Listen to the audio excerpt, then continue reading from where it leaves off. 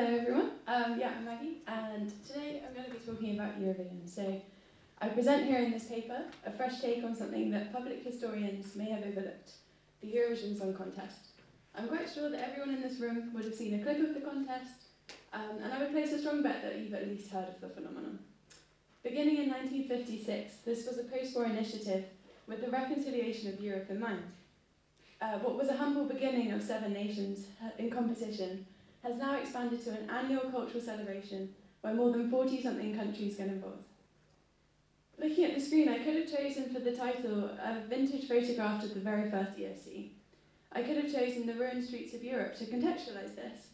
I could have even chosen the iconic ABBA song Waterloo to talk about history. I did not, however. This paper considers the years of the ESC beyond its inception to argue its use in the field of public history through looking at the changes of nation-states through it. What are we to make of this cultural phenomenon? What does history have to do with it? What role can the ESC serve us in becoming an agent of public history? This paper addresses the latter with the view that the ESC is in fact an agent of public history.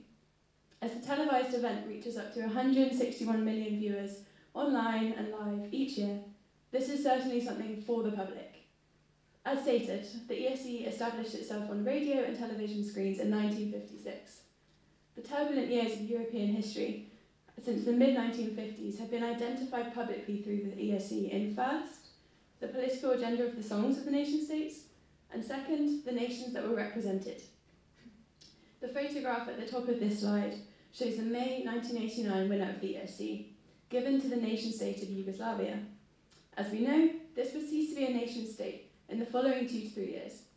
I will address the Yugoslav situation in this paper, arguing that its involvement in the ESC is useful for historians as the 7 countries that now exist from it. From the period in question, the ESC provides a unique lens into European nation-state relations and, crucially, post-communist involvement. 1989 and the early 1990s changed the course of the ESC forever, as new borders and nations redefined the European space, allowing for many new countries to enter. It is here that I also posit the German situation, with the former West Germany and East Germany now existing as a unified state. As briefly outlined here, this is just the highlights of what occurred in the period, with the development and dissolution of Yugoslavia, the division and unification of Germany, and the recent invasion of Ukraine all marking new phases of European affairs. What can the performances of the German contestants before and after reveal about cultural sentiments of change and identity? I will discuss this here. As expected, the scope of this research cannot reach the entirety of the ESC landscape, as the modern competition geographically stretches all the way from Iceland to Israel. The orange border you see here encompasses the scope of this project, naturally focusing on the post-communist places of interest therein. There is rich material already provided by academics in many fields on this area of Europe, from which I've gathered my information. The primary source material was heavily given by the Eurovision Song Contest themselves, with special attention given to the national case studies in question. I also bring my attention to the other international competitions that follow a similar pattern to the ESC. It's my attention that by including these 2 other case studies, the nature of the ESC can be greater understood. I suppose that the awareness of Intervision to this audience of academics in the West could be minimal, and that's expected, as the ESC's Soviet counterpart Intervision only occurred in 4 editions, 1997, 1977, 78, 79 and 80, all in the Polish city of Sopot. It was transmitted by Polish television to the Eastern Bloc and saw itself as the counterpart to the ESC, which they saw as situated in a declining Western Europe. President of Russia's Vladimir Putin's reassembling of the contest in 2008 sparks immediate questions of the Soviet legacy in Eastern Europe, a thought this research cannot indulge. I more importantly note the former phenomenon of Eurovision, the former Yugoslav competition, whereby the winner of a state within Yugoslavia would be selected to compete on the nation's behalf. This intercompetition has promoted many questions for this research about the modern-day relations of the countries of the former Yugoslavia, and how far this reflects the wider tensions of the dissolution. Eurovision is inherently political. That is not the novel part of this research. But it's with the eye of a public historian that we uncover just how far the politics of European relations reflect the history of these nations. It's often only with hindsight, however, that we consider the significance of a song, a vote, or an underdog in the ESC. If we consider it public history now, perhaps we can see the hidden messages as it happens.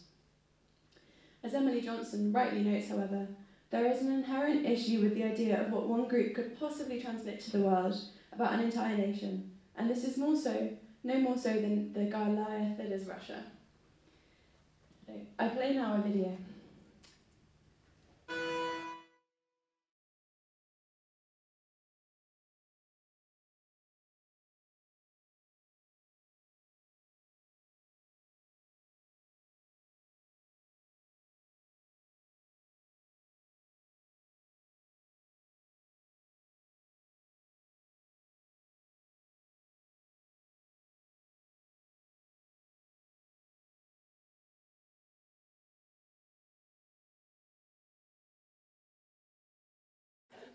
These babushkas was from the Udmurtia region of the Russian Federation, as seen in this video from 2012, cannot be considered the representatives of an inclusive, multicultural Russia, considering the imperial and Soviet legacy of Russification that's preceded them.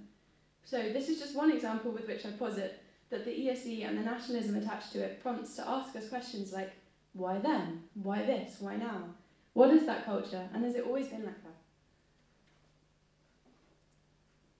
So, I turn now to my first primary case study, the former Yugoslavia.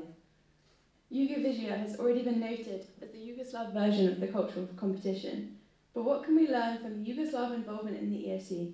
Why was this communist country allowed to enter into the overtly Western and capitalist phenomenon? Does it matter at all that it participated? I argue that through this case study, history is observed. The main way this occurs is the modern-day situation of the former Yugoslav nations. As shown from the maps on the screen, there are many post-Yugoslav participants in the ESC.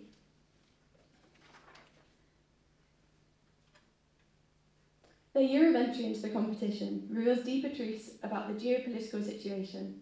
For example, as the Serbian president from 1989, Slobodan Milosevic, brutally established Serbian dominance over the Kosovan and Vojvodina regions, their previous autonomy from Serbia was overridden. These two places of ethnic and cultural difference are contested as independent even today, and it's unsurprising, therefore, that they've never competed in the ESC. They're not nations in the eye of Serbia, the dominant force even still. The public, the viewer, the voter has the opportunity every year to ask themselves the questions already mentioned. Why do these countries all vote for each other? Why are some in it and some aren't? Like other cultural expressions, the Olympics for example, an opportunity arises. Considering the competitive nature of the ESC, such an admission, like Kosovo, provides a unique platform from which to ask these questions. As we see here from the time difference from the Croatian, Bosnian and Herzegovinian entry into the competition in 1993, the Macedonian and even later Serbian and Montenegrin entries in the 2000s, this pokes the idea even further. Considering the first signs of wanting economic and political reform in the Croat and Slovene regions during the end of Yugoslavia, their first appearance as independent nations shows how the competition reflects the real political and historical notions happening. Is there a Europe that some could participate in? Who holds the stakes in representing a united Europe, when the warfare of the fallout of Yugoslavia reigns on even today? Do entries into the ESC overlap with the outside events, such as the consolidation of the EU in the 90s and 2000s? I've used these maps to show here the emergence of the countries into the EU. Yellow shows a country involved, green shows a new country, and orange shows the candidate countries.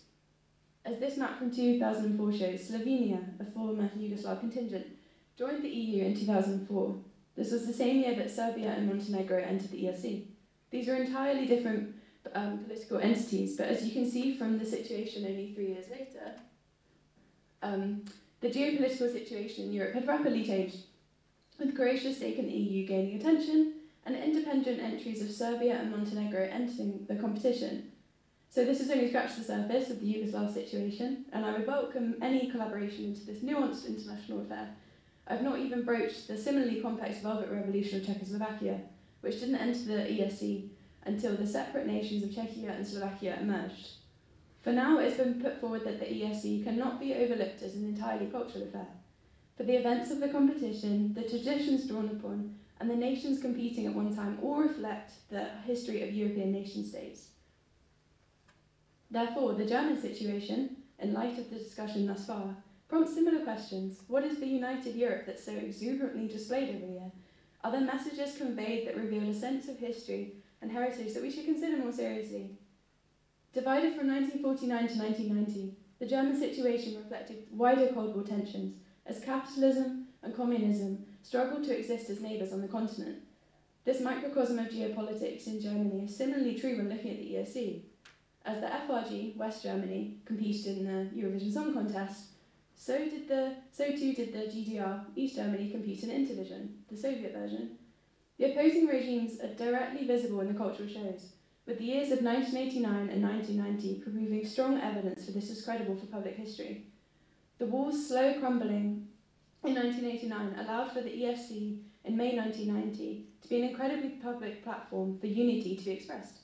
The song lyrics on the right-hand side of the screen are from the 1990 entry for Germany, titled Zu Freileben, meaning living free. A call to unity seems unsurprising, given that this was the year the two Germanys would come together as a new nation. This even had lyrics of free borders and walls, leaving very little to the imagination. Mari Pajala notes the expansion of Europe in this time, as seen in the ESC's growth, and I'll read now a quote from the 1992 Swedish host of the competition in this fragile time of reconciliation. Quote, "The map of Europe is rapidly changing. Old countries disappear and new countries are being born. And when East is no longer East and West is no longer West, Europe has become greater." End quote. What role can the ESC have in current day relations in countries such as Germany? As a singer stands and represents their country and holds a flag, is that the full identity of the nation being represented? For those who resist the unification of Germany even still, or those who are still dealing with the remnants of the war, this is reassessed every May as the ESC sparks international competition. With what sentiment do we wave our flags, and who is represented as we do so?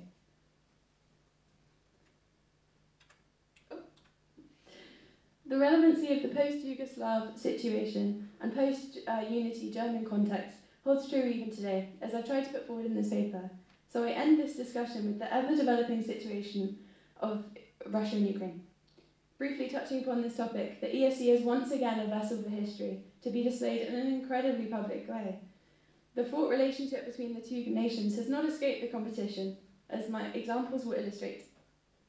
Look here at the 2007 entry for the ESC. The drag performer known as Verdka Zerdikucha adorns a Soviet-style costume with a large star on their head, as seen here. Emily Johnson again proposes that the star symbolised the failed Soviet utopia that Russia so clearly sought after, and gives this sparkly and, let's face it, wild performance a completely new dimension.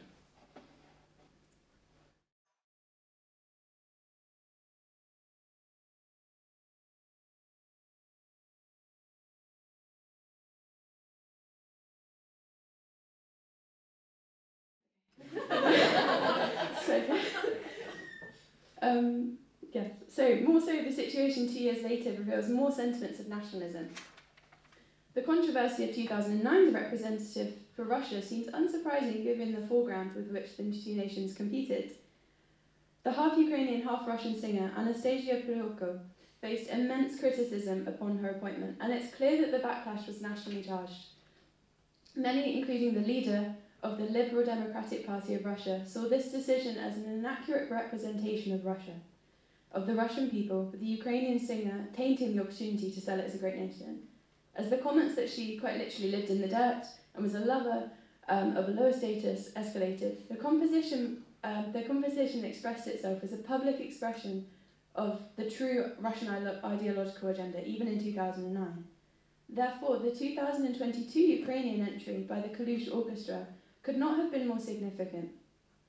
Often using the ESC to further the national divide, Ukraine's folk-style song, performed in traditional fabrics and using national instruments, gained unfathomable sentimentality upon the invasion of their country only 3 months prior. I will show you now the official video for the song, although I fear it may not work.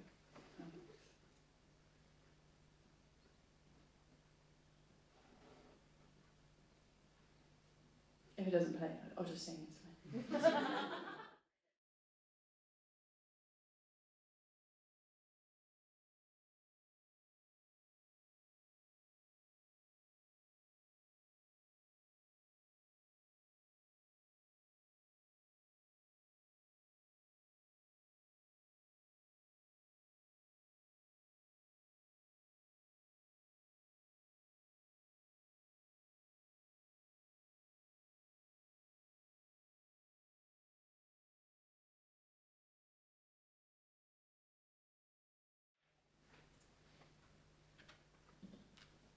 So this video can't be unpacked now to do justice, and I'm running out of time, but as you can see, the ESC has the chance to give a country a platform from which their national pride can be expressed. In the case of Ukraine in 2022, the platform was used to reveal the destruction of their country and raise awareness of the extent to which it occurred. If Ukraine were no longer to exist as a nation, their legacy in the competition would fall into the archive, much like the Yugoslav situation.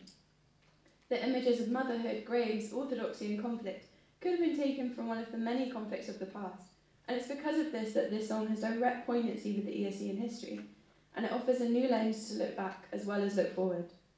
I welcome any questions and thoughts. Thank you very much.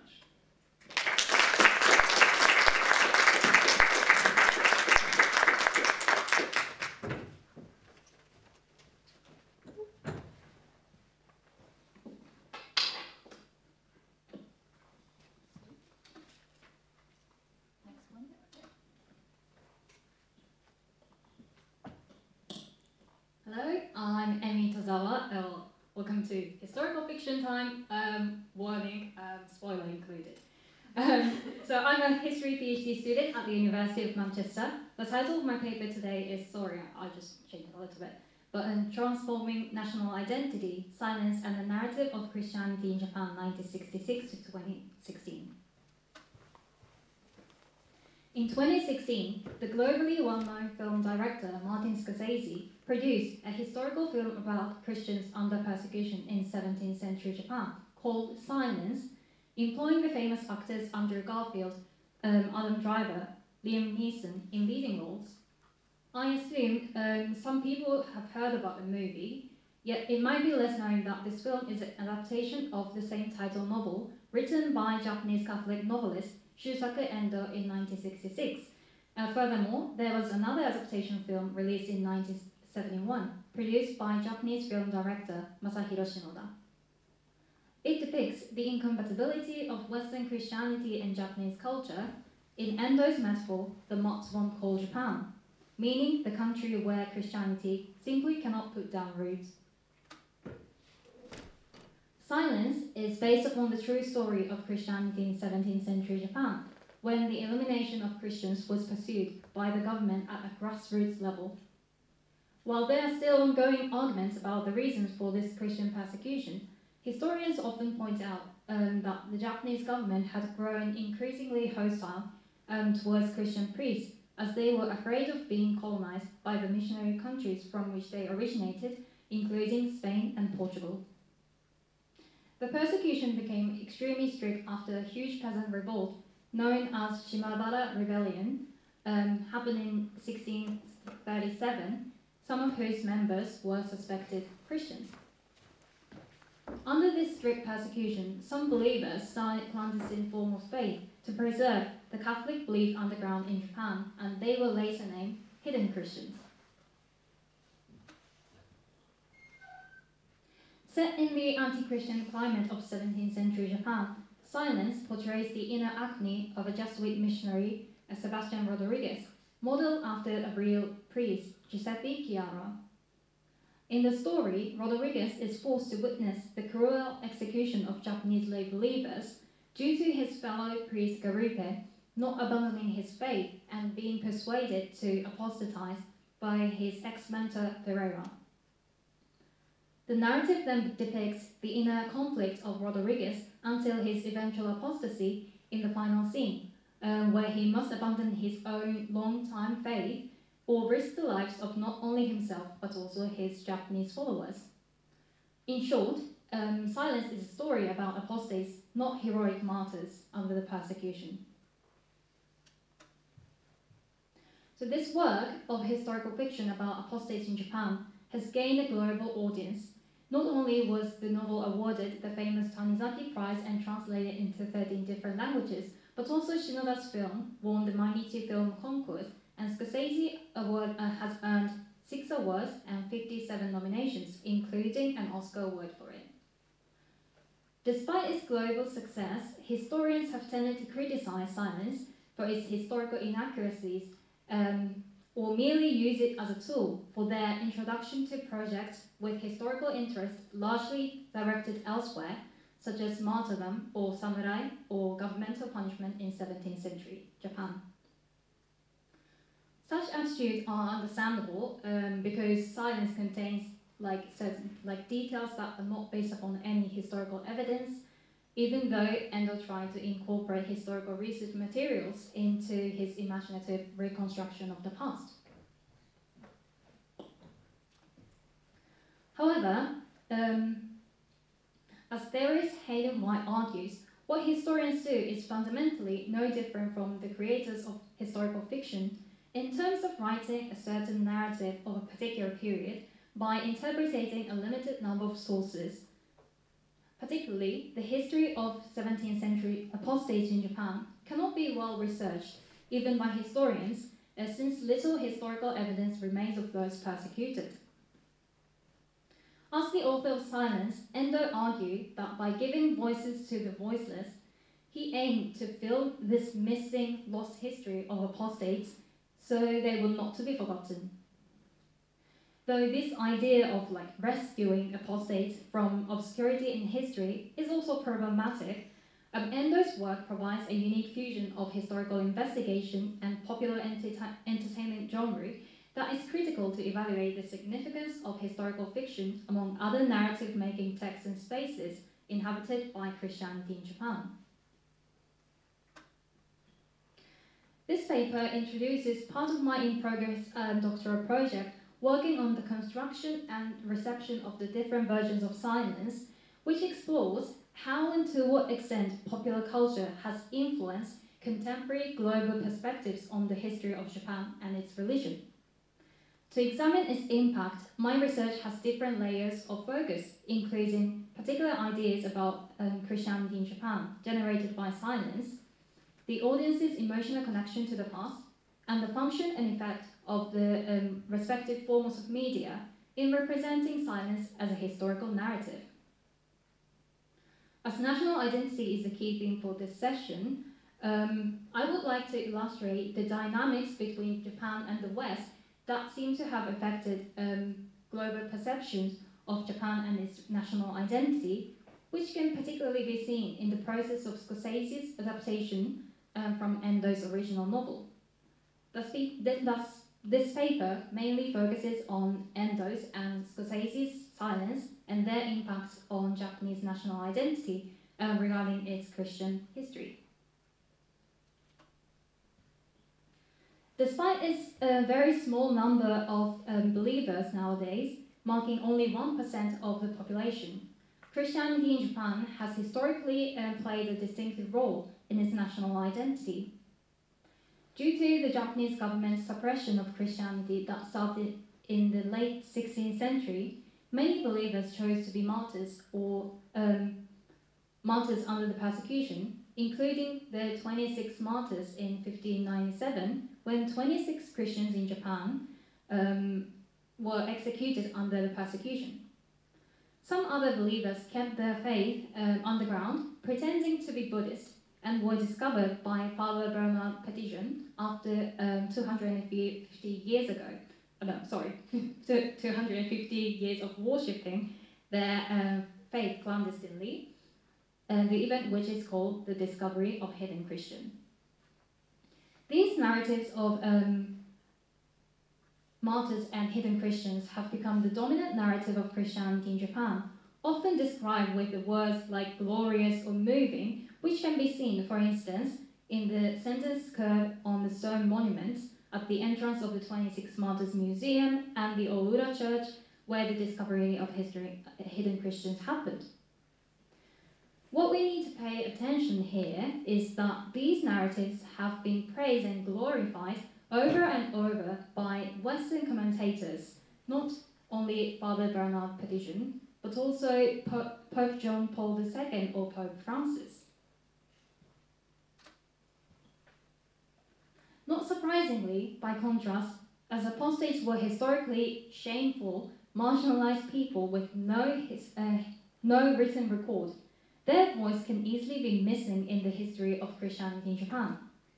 Here, as noted earlier, Endo aimed to revive the forgotten existence of apostates in this history by depicting the inner acne of the protagonist priest until his eventual apostasy. It was certainly Endo's imaginative reconstruction of the past based upon his empathy towards apostates' agony that he felt after his encounter with a real sacred picture called Humia, depicting the image of either Jesus or Virgin Mary, upon which those who were suspected to be Christians had to trample in order to prove their faithlessness. However, silence seemed to be capable of challenging and adding very different dimension to the existing dominant historical narrative that could suggest this history was not glorious, but involved extensive suffering as well. Thus, Endo's work could be seen as an attempting at transforming the national identity of Japan with regards to its Christian history from a Japanese domestic perspective, challenging the existing glorified narrative based upon the Western evaluation of Christianity in Japan. Furthermore, Endo's work has been reevaluated by literary scholars and theologians as a work of inculturation, a compound word of incarnation and culture, which refers to the dialogue between gospel and culture. Inculturation has been named as the approach that the Catholic Church found the most effective for translating Jesus' message meaningfully into diverse cultures, since the Second Vatican Council held from 1962 to 1965. Given this religious context, Endo's work seems to be progressive and inclusive for contemporary societies, suggesting that he regarded the Japanese history of Christianity, despite of themes of apostasy and suffering, as part of the national identity that should not be regarded as shameful. However, the role played by Endo's silence appears to have ironically been obscured by Scorsese and Hollywood industry. In the process of adaptation, the story of apostates in Japan was translated into a universal issue of Christian faith by Scorsese himself in order to consider human weakness in a Christian context, which he mentioned as a crucial matter in interpreting the significance of the greatest villain in Christianity, Judah. In other words, the most important elements of the Japanese history of Christianity, especially the story of apostates, seems to have been diluted and concealed at a historical narrative level. In terms of Hollywood marketing, moreover, the English version trailer does not even mention that this film is a historical fiction of Japan, while highlighting the celebrity power of its American and British actors, Garfield, Driver, and Neeson. The progressive and challenging aspects of Endo's work that sought to confront the existing historical narrative about Japanese national identity by undermining Western perceptions of the history of Christianity in Japan becomes rather ineffective in this film adaptation by a Western film director. What I would like to discuss here with this case study is not merely a critique of Scorsese's adaptation for its nullification of Endo's progressive work, but also a call for reconsideration of the nature of publication in historical fiction, its capabilities and risks. Historical fiction is, in the word of Paul Jukes, a faction, a compound word of fact and fiction that incorporates carefully researched historical material seamlessly into the imaginative reconstruction of the past. This makes it plausible that historians have been too harsh in evaluating it when seeing it as a tool for understanding of the past, since many historical factors have been diluted or fabricated.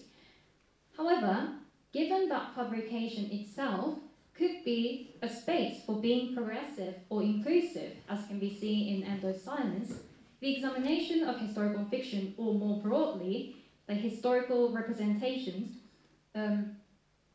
needs to go beyond the argument of authenticity or accuracy in such a way as to find its significance among other existing historical narratives. We need to bear in mind simultaneously that the nature of fabrication could also be used in extreme ways, such as for propaganda or utilized by revisionists. Such detailed analysis and evaluation of historical narratives must be crucial, particularly in this increasingly digitized contemporary society, wherein any information about history, regardless of how reliable it is, becomes more easily accessible on a daily basis. In this field of public history, I suggest we need to admit the fact that historical narratives are fairly rewritable in public space. Thus, the evaluations of historical representations need to responsibly interrogate how ethically good the narrative is. And I would like to end my presentation with this open question. Are provable historical facts the only thing that we need to assess a certain historical narrative? Thank you for listening.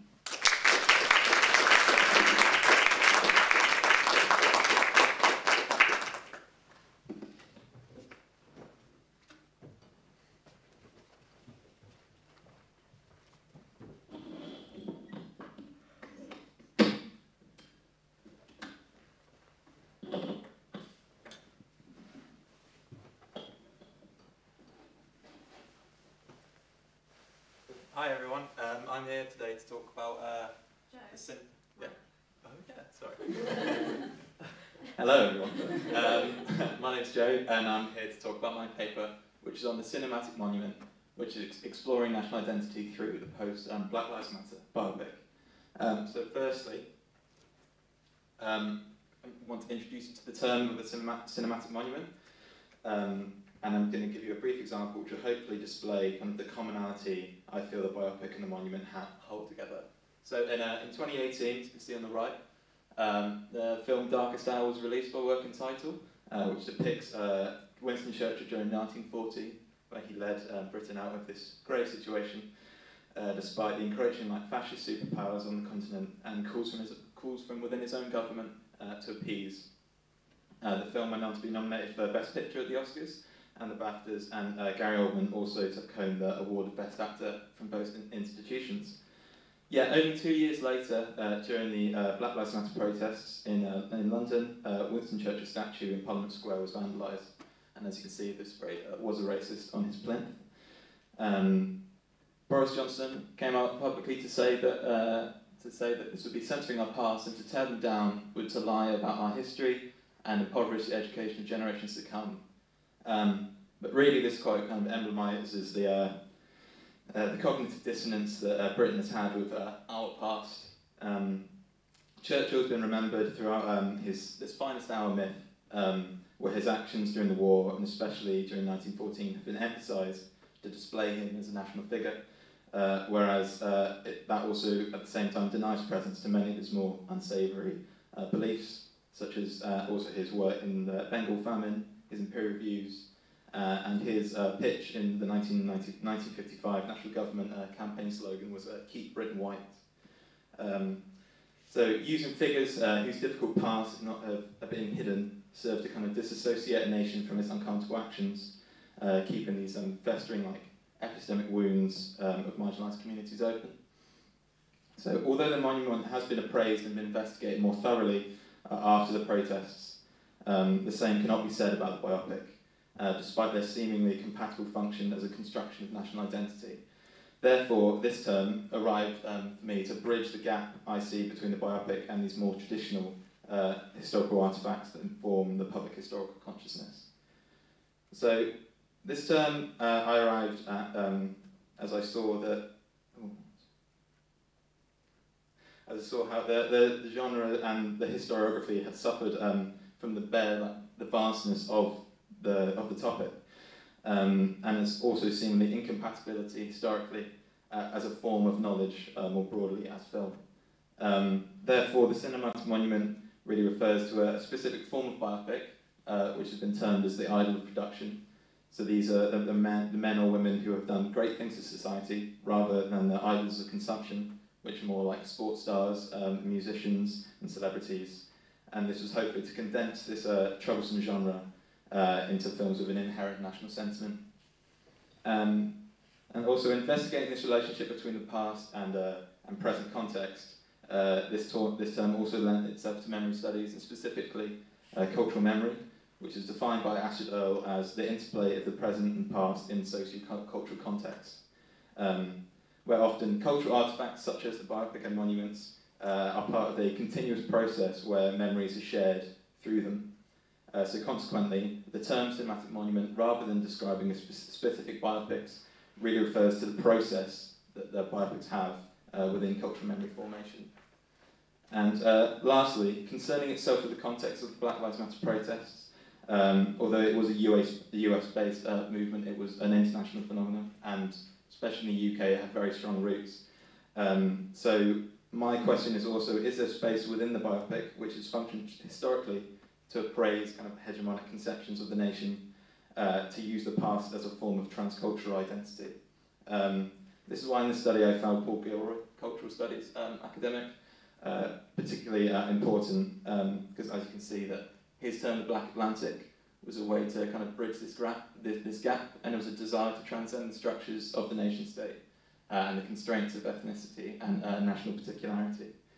So really, my big question is, as monuments have been reappraised, what about biopic more generally? So firstly, a bit of context to the period before 2020. These are just some examples of the films. There's a lot broader base that I've used to come up with these themes that I've seen during the period. And as we've experienced, each nation really faced era-defining political shifts during that time, with firstly,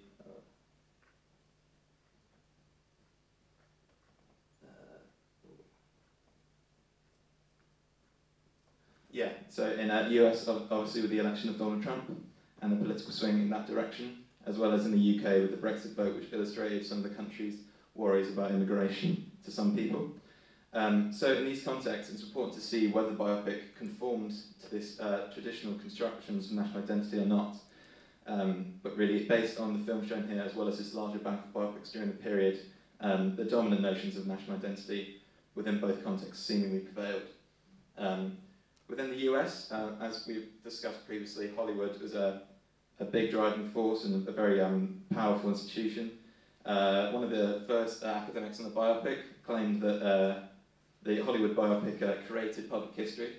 I'm not saying that I agree with that, I think it's quite a broad statement. But really it shows to some people how powerful the biopic is in really constructing national identity. But although there was a noted increase in biopics dedicated to African American historical figures during the period, the way that their narratives are displayed seem to conform to these tropes that are deeply ingrained in the Hollywood genre.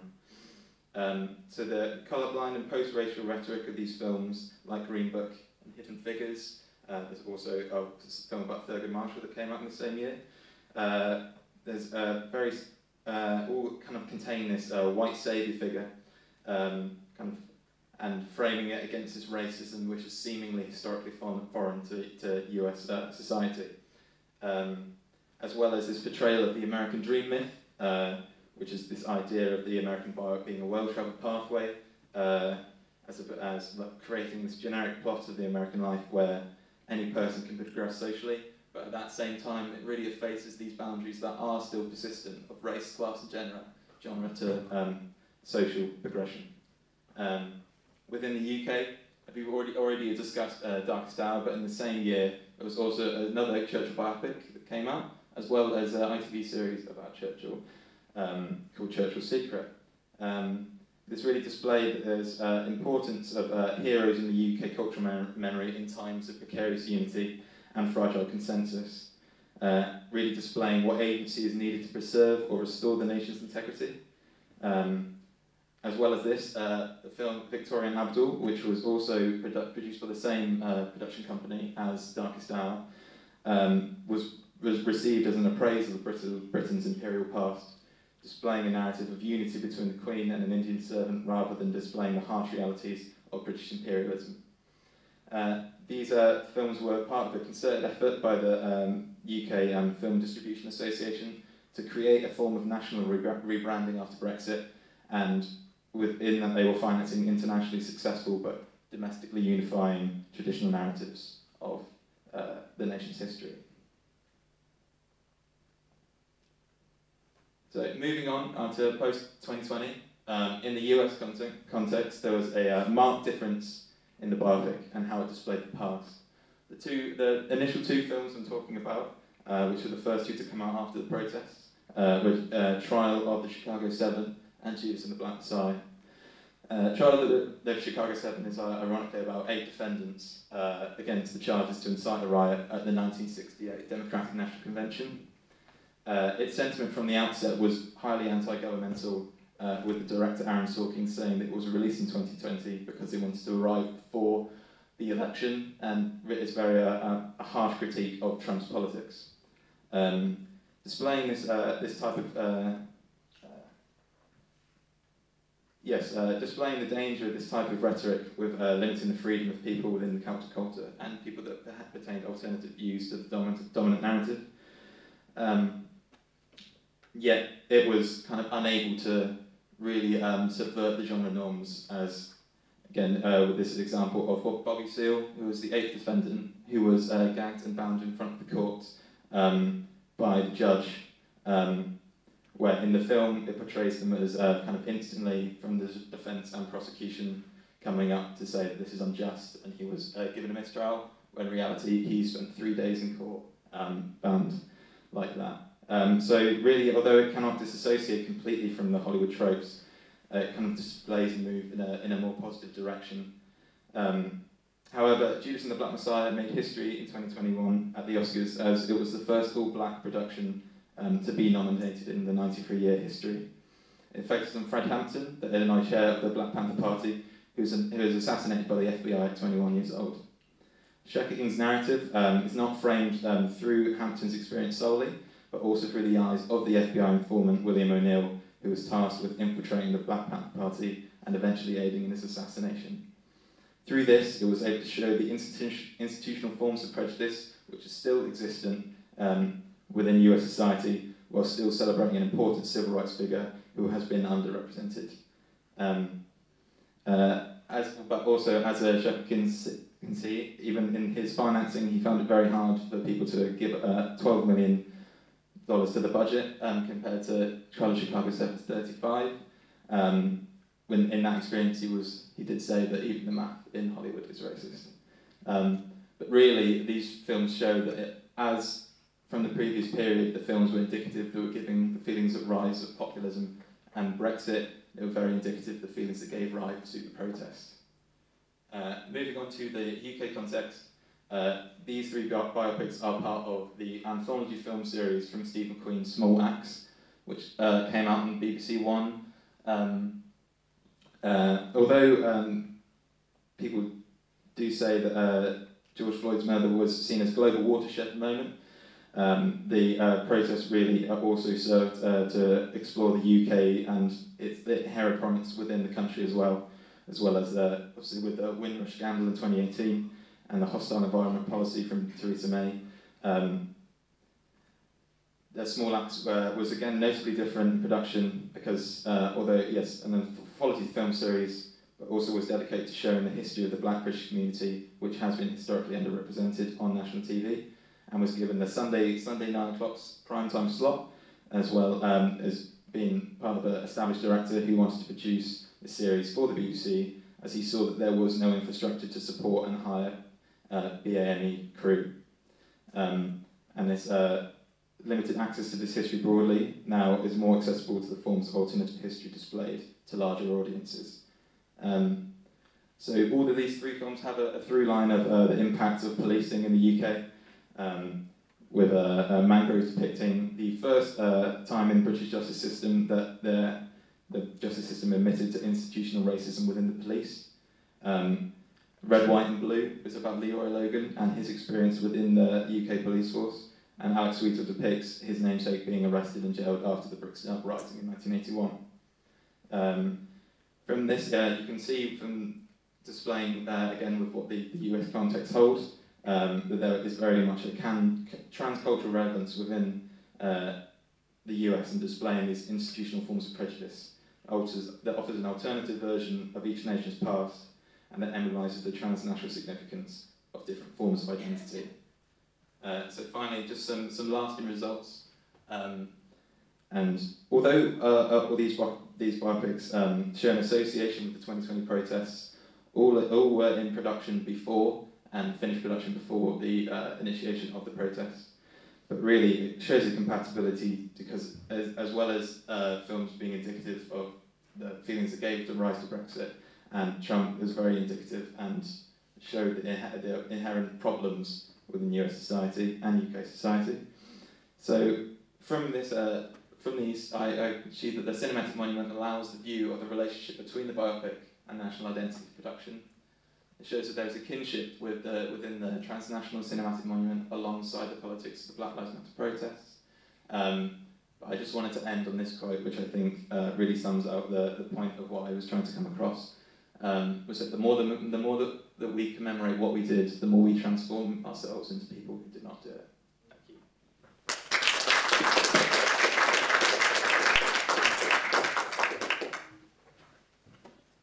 Thank you to our panelists. If they want to maybe come stand up here with the microphone, and I will open the floor to questions. Does anyone have any questions about these presentations? I will be the microphone giver.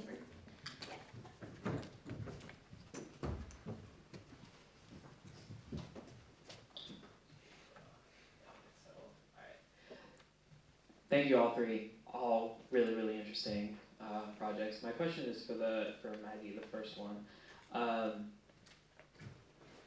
Eurovision is great, first of all. Second, I want you were talking about Eurovision and the political nature of it between, kind of between states. I'm curious if we'll see more in the future within states, if there will be participants from various countries that have internal conflict be represented. For example, maybe a group from Spain that has loyalty to Catalonia or more in the UK, maybe a group that is more into Scottish independence, something like that, and how representations on a national basis like that come through in Eurovision. And I'm not sure if it's so much a question as it is just kind of a thought, or maybe what your thoughts are moving. If you think that will be something we'll see maybe potentially, moving forward at Eurovision. Thanks. Yeah, it's funny you say that. I didn't have time to talk about the Spanish situation, but that was something that popped into my head, like if someone from Catalan represents that they've got this internal confliction about their national identity, that goes really deep. And with something like Russia, the reason I mentioned Russia is because historically it was made up of lots of different groups, and it still is. And so it's really, what's the word? Triggering, I guess, like who are they representing? And the same is true of Great Britain, if we move towards a Scottish independence decision, that will change. And I think, that's a really interesting question, and that's why I think the poignancy will keep going. As long as the ESC keeps going, the nation states will keep changing, and the Ukraine situation seems to be on the mend. But the question was there for a while, like will it be in the next one? Because Russia wasn't this time. So thanks for the question.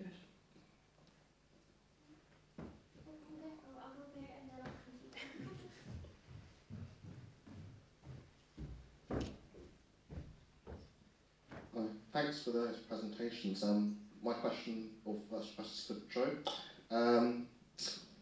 The American-made biopics seem a bit more, anti-establishment. They ask more critical questions of institutions, whilst the British-made ones, I think, play it a bit safe.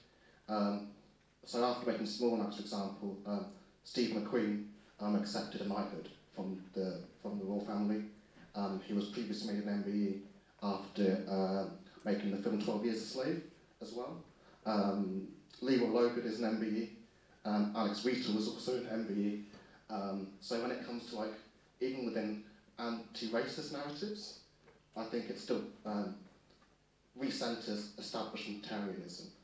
Now I thought I'd use that in a sentence, but here it is. So basically, what can this tell us about the sorts of texts that get made between in a British context compared with an American context? So does that make sense? Yeah. I think I know what you're trying to get at. I think there's always a limit, because it is trying to be produced through BBC, which is obviously a national broadcaster, and I think within the US specifically, Hollywood is kind of a separate entity, but really does have its own version of history that it keeps kind of perpetuating.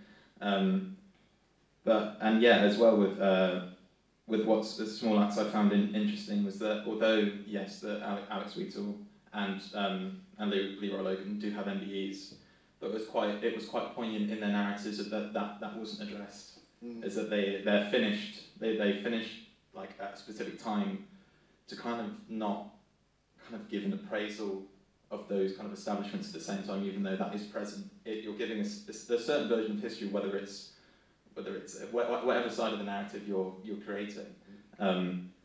But yeah, I think what I found is that it was so kind of such a breath of fresh air to watch something like Judas and the Black Messiah, which was so overtly and was really talking about the politics of the Black Panthers. And I think there's definitely room for improvement within Britain, and you can just see what's happened recently with the Queen. I don't think I saw anything else in the news for 10 days, which I'm not trying to say anything about the monarchy in that way. I'm just saying that once you do that, you do kind of, it goes unawares that a 24-year-old man was killed by the police at the same period. So I think there's still such a long way to go in the UK specifically. Yeah, definitely agree there. I've got a question for Emily as well. So I only caught the second half of your talk, so what reforms do you think you could make to Hollywood in terms of more sensitive historical fictional dramas and so forth, and how they're made, essentially, because I'm not sure it's about historical accuracy, it's what sensitivity readers and not having trauma projected through the screen and triggering audiences. So what would you think about Hollywood productions and that sort of thing? Because Hollywood does love to whitewash genocide and things like that. Think about what the Churchill biopic, for example, but also things like Disney's Pocahontas has often been criticised for whitewashing genocide. So would you comment on that? Yeah, thank you very much for that question. Yeah, actually, well, at the moment, I cannot really expect them to be create very inclusive film. To be very honest, it's not only like racism. They have issue of, let's say, linguistic imperialism, which means in the film of Silence, they are meant to be Portuguese, and they're mimicking Portuguese accent, but they don't put much effort to improve their accent, and it's quite funny because I think it was Guardian. They wrote about the film and saying that their accent is just not good, But the thing is, I think Hollywood industry is really focusing on how they can get money, because there is a I think survey about Hollywood industry, which is about how they really how really creating inclusive films such and such, and then it shows that they try to pretend to be progressive, but it's not. It's quite pretentious, and sorry, I'm not really remember it in detail, but so my point is, even in my analysis of Silence, the newspapers, let's say economic, more business papers, tend to kind of criticize Silence because it's kind of long, dull, tiring, such and such. It's lack of entertainment, because that is something expected to have in Hollywood films. But on the other hand, Independent or Guardians kind of praise that film because it actually opens questions about theology. It's kind of more educating stuff. So I found that kind of difference very interesting. Sorry, I don't know if I answered your question, but yeah. So we'll finish with Dan over here. One last question before we have to go to lunch. So first of all, thank you all three. Very interesting presentations. My question is also for Emmy. I know the UK experience with particularly Japanese or any non-European history isn't exactly stellar in education. I imagine it's the same for quite a lot of countries.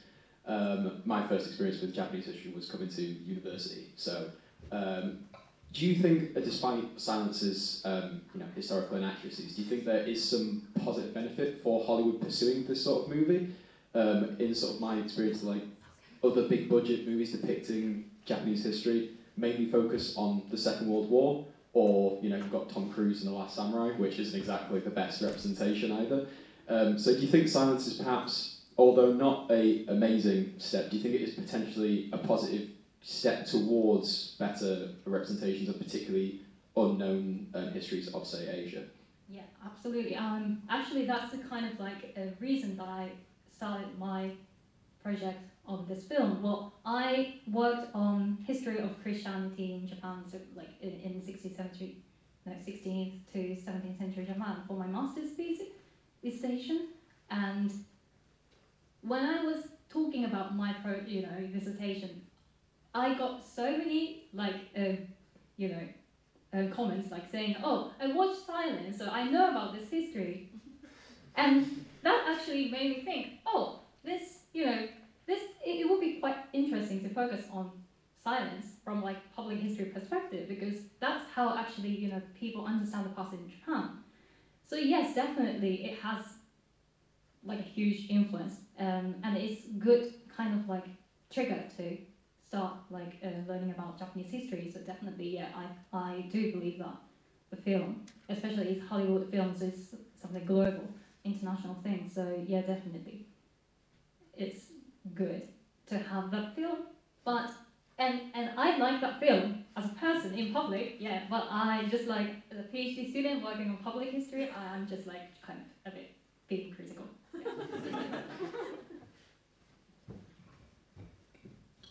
Hello, thank you to all the panellists. That was really interesting. My question is to, I actually have two. One to Maggie and then one to Joe. So it picks up on one of the questions about how nationhood is projected by the different nations in Eurovision. So the question about whether there could be a kind of independent Catalonian song. And I thought about how the kind of Eurovision, the many rounds that you have to go to would maybe preclude against some of that, because obviously there's the internal rounds in the countries before the songs even make it to Eurovision. That's one thing I was thinking about. But then I was thinking about it in the sense of how Eurovision is used to project an idea of a pan-Europeanness through those rounds. So I was thinking about the kind of fortress Europe protection against the migration, and how Europe has also extended now to include Israel and Australia, which I think is... We don't talk about that.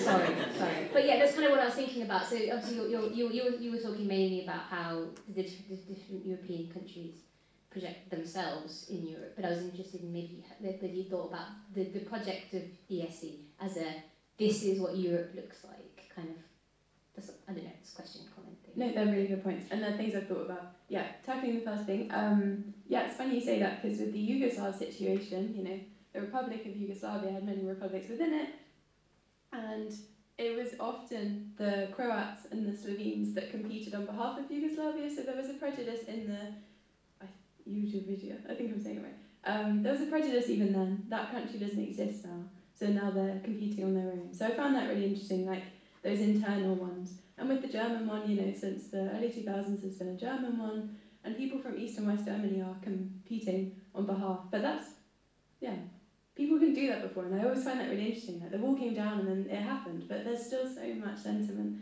against that. And yeah, the reason I mentioned Intervision, the Soviet version, was to kind of prove that it was a Western thing, ESC, and it still is, despite Georgia, Armenia, Azerbaijan, all these things happening. Definitely in the 20th century, the sentiment was definitely a united Europe, and I mentioned the EU to kind of really tie in the same political actors are making that happen.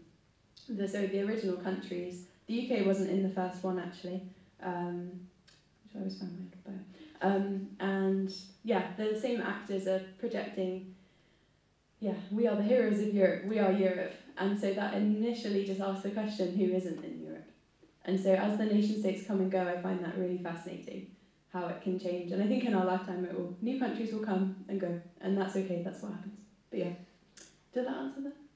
I mean, I don't think it was a question, I think it was I responded to your thought with the yeah. thought, yeah. Thank you. And the second, again, might not be a question, comment, to Joe, is about specifically Judas and the Black Messiah and this idea of monumentalization and Paul Gilroy and the Black Atlantic. The criticisms of casting Daniel Kaluuya in that from African Americans who were angry at the idea that a British person could come in and portray an American. And I wonder, again, it's not really a question, it's more what you kind of thought about that in the kind of monumentalization of that, even that biopic in itself is like had all of these interesting sub-issues going on about who even gets to portray blackness and what blackness looks like in the American perspective, but also the kind of transatlantic repercussions of that and how that power kind of sits across the diaspora. Yeah, it was really interesting because I saw that as like largely as part of my master's dissertation that that Daniel Kaluuya kind of was surprised that he kind of received that criticism because it was something he found that it's not just representative of US society. He found that role something that spoke to him and his personal background, what he said in interviews, and I'm not sure because obviously I'm coming from a UK perspective and I love Daniel Kaluuya. I think he's amazing, but I also think that the film itself, although it is about Fred Hampton, it's not really about Fred Hampton. It's about William O'Neill. It's about the informant that was kind of used by the FBI and COINTELPRO, and I think it's his story is what I found more important to the film because it's really shows kind of the impact of that institutional like forms of prejudice and that kind of strong arm like push, and it's also very much about that kind of dangers of being apolitical in those kind of contexts because he's obviously used by the FBI because they found that he had no ties to the Black Panther Party and he was very much an individualist, and I think that was very important to show that same kind of idea of the American dream and that individualism which counts for social progression, but I think it only counts for a certain way when you apply it to this context. But yeah, no, it was really interesting to see that kind of criticism of it, but I don't know if I'm the right person to kind of comment on that. Yeah.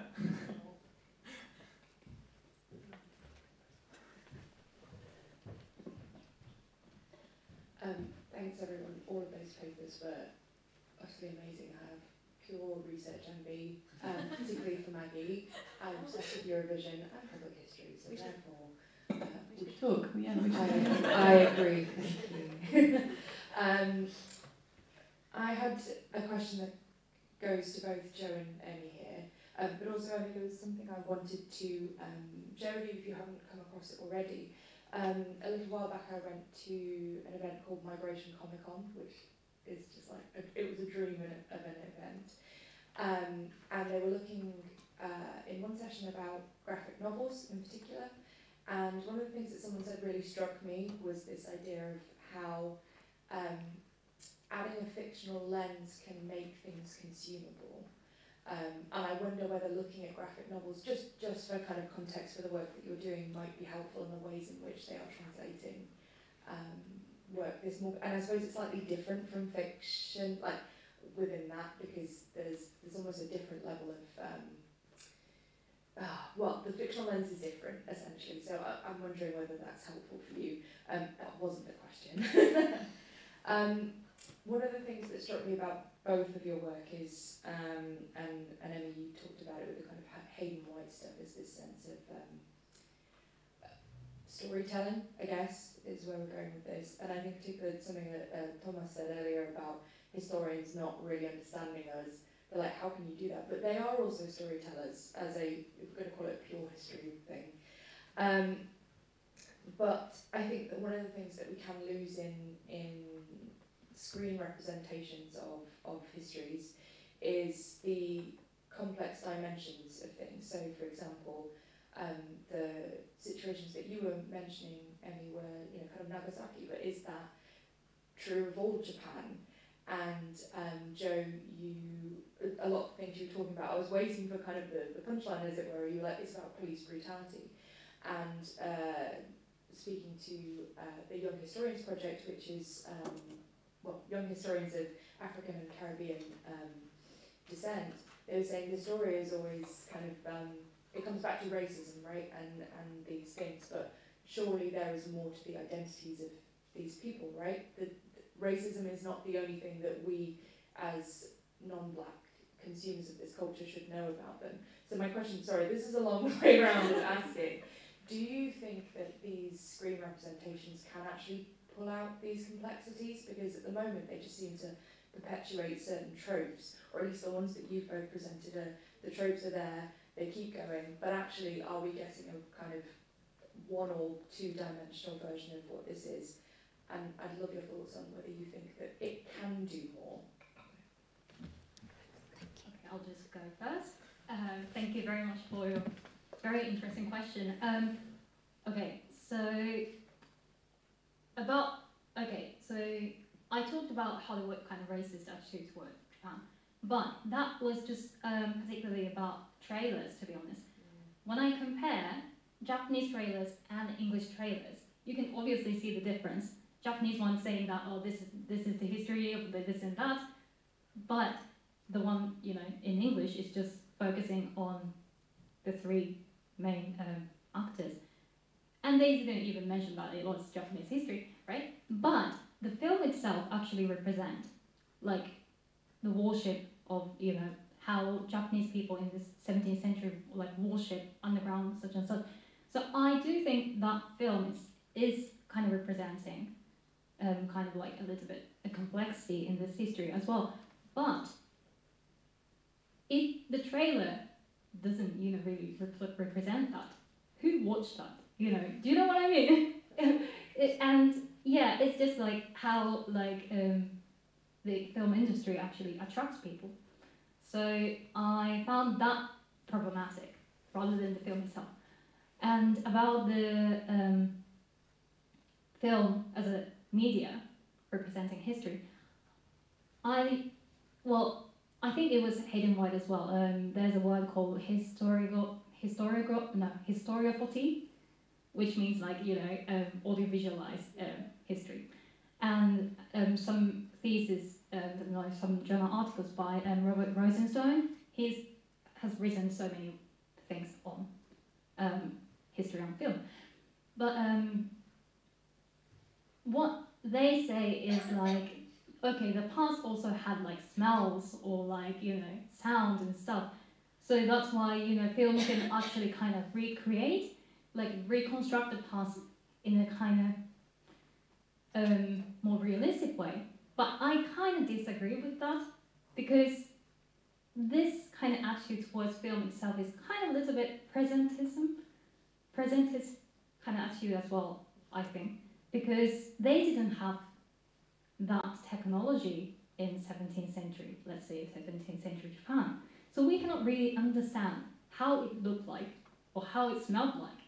But they're like, you know, people believe that film can just recreate that one, you know?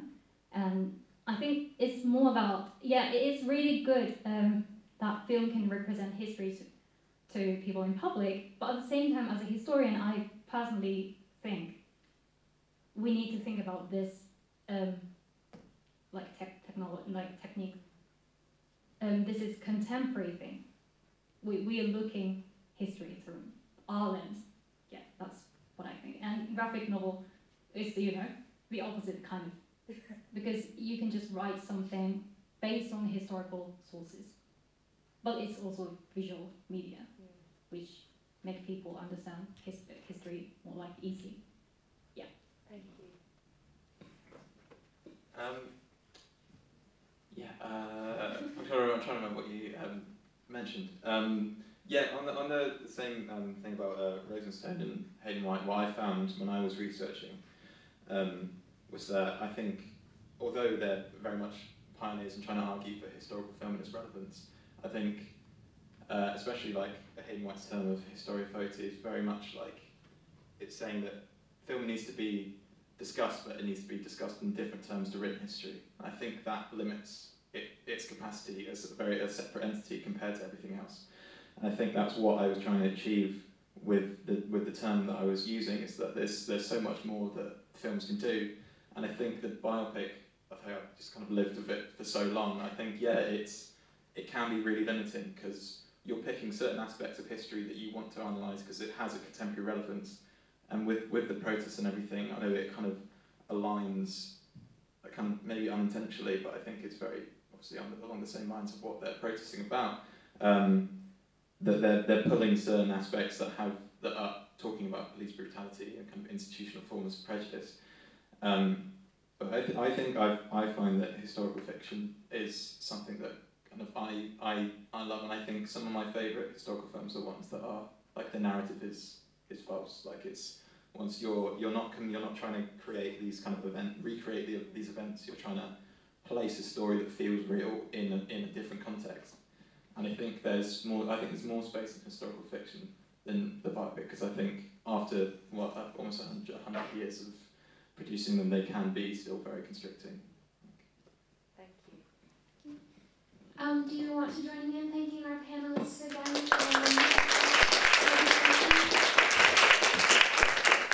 We're now going to move into lunch, which is going to be in the foyer outside here. And like Victoria said earlier, feel free to take it outside, or if you want to go upstairs to the treehouse and see the posters that are upstairs, you can do that as well. But yeah, enjoy lunch for I think the next hour, and then we'll have our second panel choice. Thank you. Thank you.